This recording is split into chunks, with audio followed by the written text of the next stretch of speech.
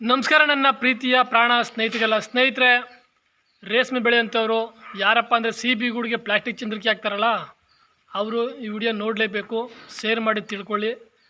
Plastic ಚಂದ್ರಿಕೆ ಹಾಕೋರು ಕೆಲವೊಂದಷ್ಟು ಜನ ಇನ್ಸ್ಟಾಗ್ರಾಮಲ್ಲಿ ನೋಡಿದ್ದೀನಿ. ಪ್ಲಾಸ್ಟಿಕ್ ಚಂದ್ರಿಕೆ ಹಾಕಿ ಚೆನ್ನಾಗಿ ಗೂಡು ಬರ್ತದೆ ಅಂತ ರೈತರಿಗೆಲ್ಲ ಹೇಳ್ತಾರೆ. ಅವ್ರಿಗೆ ಸರಿಯಾದ ಮಾಹಿತಿ ಗೊತ್ತಿಲ್ಲ ಅಂತ ತಿಳ್ಕೊತೀನಿ ಸ್ನೇಹಿತರೆ. ಪ್ಲಾಸ್ಟಿಕ್ ಚಂದ್ರಿಕೆ ಹಾಕಿದ್ರೆ ಏನು ಪ್ರಾಬ್ಲಮ್ ಆಯ್ತು ಅಂತ ರೈತರುಗಳಿಗೆ ಗೊತ್ತಿಲ್ವೇನೋ, ರೇಷ್ಮೆ ಬೆಳೆ ಅಂತ ಹಾಕೋರಂಥವ್ರಿಗೆ. ಅದಕ್ಕೋಸ್ಕರ ನೀವು ವಿಡಿಯೋ ಮಾಡ್ತೀನಿ ನೋಡಿ ಸ್ನೇಹಿತರೆ. ಪ್ಲಾಸ್ಟಿಕ್ ಚಂದ್ರಿಕೆ ಹಾಕಿದ್ರೆ ಏನೇನು ಪ್ರಾಬ್ಲಮ್ ಆಯಿತು ಅಂತ ಅದನ್ನು ತಿಳ್ಕೊಂಡು ಬೇರೆಯವ್ರಿಗೆ ನಾವು ಹೇಳಬೇಕು ಪ್ಲಾಸ್ಟಿಕ್ ಚಂದ್ರಿಕೆ ಹಾಕಿ ಅಂತ. ಇಲ್ಲದೇ ಹೇಳಕ್ಕೆ ಹೋಗ್ಬಾರ್ದು ಗೊತ್ತಿಲ್ಲದೇ. ಅದಕ್ಕೋಸ್ಕರನೇ ಈ ವಿಡಿಯೋ ಮಾಡ್ತಾಯಿದ್ದೀನಿ ಸ್ನೇಹಿತರೆ. ನೋಡಿ ಸ್ನೇಹಿತರೆ, ಪ್ಲಾಸ್ಟಿಕ್ ಚಂದ್ರಿಕೆ ಹಾಕಿದ್ರೆ ಮೊದಲಾಗಿ ತಿಳ್ಕೋಬೇಕಾಗಿರೋದು ಗೂಡು ಡಿಮ್ ಹೊಡಿತದೆ. ಮಾರ್ಕೆಟಲ್ಲಿರೋದು, ಮಾರ್ಕೆಟಲ್ಲಿ ಗೂಡು ಕಿಸ್ಕೊತದೆ ಅಂತಾರಲ್ಲ, ಹಂಗೆ ಅಲ್ಲಿರೋದು ಗೂಡು ಎಲ್ಲ ಚಿತ್ರಾನ್ನ ಮಾಡ್ದಂಗೆ ಅಷ್ಟನ್ನ ತಿಕ್ತಂಗೆ ಆಗೋಯ್ತದೆ. ಗೂಡು ಯಾವ ಥರ ಇರಬೇಕು ಅಂತ ಮಾರ್ಕೆಟಲ್ಲಿ ಹೋಗಿ ಅನುಭವ ಆಗಿರುತ್ತೆ, ಅವ್ರಿಗೆ ಮಾತ್ರ ಗೊತ್ತು. CB ಗೂಡು ಯಾವ ಕಲರ್ ಇದ್ದರೆ ರೇಟ್ ಆಯ್ತದೆ ನಮ್ಮ ಗೂಡು ಅಂತ.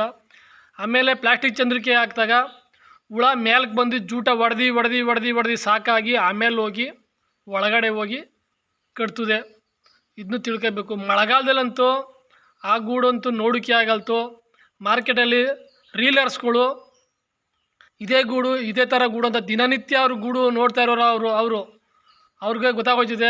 ಯಾಕೆ ಅಂದರೆ ರೀಲಿಂಗ್ ಆಗಲ್ತು. ಇದು ತಿಳ್ಕೊಬೇಕು ನಮ್ಮ ರೈತರುಗಳು.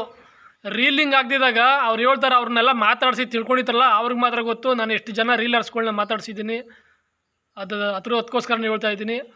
ಅವರು 1 kg ಬಿಚ್ಚಕ್ಕೆ ಎಷ್ಟು kg ಹಾಕ್ಬೇಕಾಯ್ತು ಅಂತ ಎಲ್ಲ ವಿವರನ ತಿಳಿಸಿದ್ರು. ಭಾಳ ಜಾಸ್ತಿ ಹಾಕ್ಬೇಕಾಯ್ತದೆ, ಕಟ್ಟಾಯ್ತಾ ಇರ್ತದೆ, ರೀಲಿಂಗ್ ಆಗಲ್ತು, ಮೆಲ್ಟಾಗೋಯ್ತದೆ. ಗೂಡು ಹೊಲ್ಟಿರಬಾರ್ದು, ಸ್ಮೂತಾಗಿ ಹೂವು ಇದ್ದಂಗೆ ಸ್ಪಂಜ್ ಥರ ಇರಬೇಕು, ಒಳುಚ್ಚೆ ಇರಬಾರ್ದು. ಪ್ಲಾಸ್ಟಿಕ್ ಚಂದ್ರಿಕೆಯಲ್ಲಿ ಒಳುಚ್ಚೆ ಬಂದುಬಿಡ್ತವೆ. ಇವೆಲ್ಲ ಪ್ರಾಬ್ಲಮ್ ಆಯ್ತು ನಮಗೆ. ನನಗೇನೇ ಬಿದಿರು ಚಂದ್ರಿಕೆ ಹಾಕಿರೋ ಗೂಡನ್ನ ತಗೊಂಡೋಗಿ ಚಾಲೆಂಜ್ ಮಾಡಿ ಅಂತ ಮಾತಾಡಿದ್ದೀನಿ ನಾನು. ಬಿದಿರು ಚಂದ್ರಿಕೆ ಇದು ಪ್ಲಾಸ್ಟಿಕ್ ಚಂದ್ರಿಕೆ ಅಲ್ಲ ಅಂತ. ಆ ಥರ ಅವರು ಯಾಕೆ ಅಂದರೆ ಅವರು ದಿನ ಕಷ್ಟಪಟ್ಟು ಸಂಪಾದನೆ ಮಾಡಿ ದುಡ್ಡು ಹಾಕೋದವರು, ರೀಲಿಂಗ್ ಆಗದವ್ರು ಅವ್ರಿಗೂ ಕಷ್ಟ ಇರ್ತದೆ.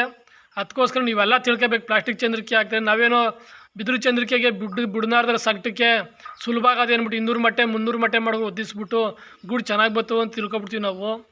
ಅವ್ರಿಗೆ ರೀಲಿಂಗ್ ಆಗಲ್ತು, ಗೂಡು ಚೆನ್ನಾಗಿ ಬರಲ್ತು, ಇನ್ನೂ ಕ್ವಾಲಿಟಿ ಬರ್ತದೆ ಬಿದಿರು ಚಂದ್ರಿಕೆಗೆ ಹಾಕಿದ್ರೆ. ಇವೆಲ್ಲ ತಿಳ್ಕೊಬೇಕು ನಮ್ಮ ರೈತರುಗಳು. ರೈಟು ಸಿಗೋ ಸಮಯದಲ್ಲಿ ನಮ್ಮ ರೈತರಿಗೆ ಏನಪ್ಪ ಹೇಳೋದು, ಬಿದಿರು ಚಂದ್ರಿಕೆಗೆ ಬಿಡ್ರಿ CB ಗೂಡ ಹುಳನ.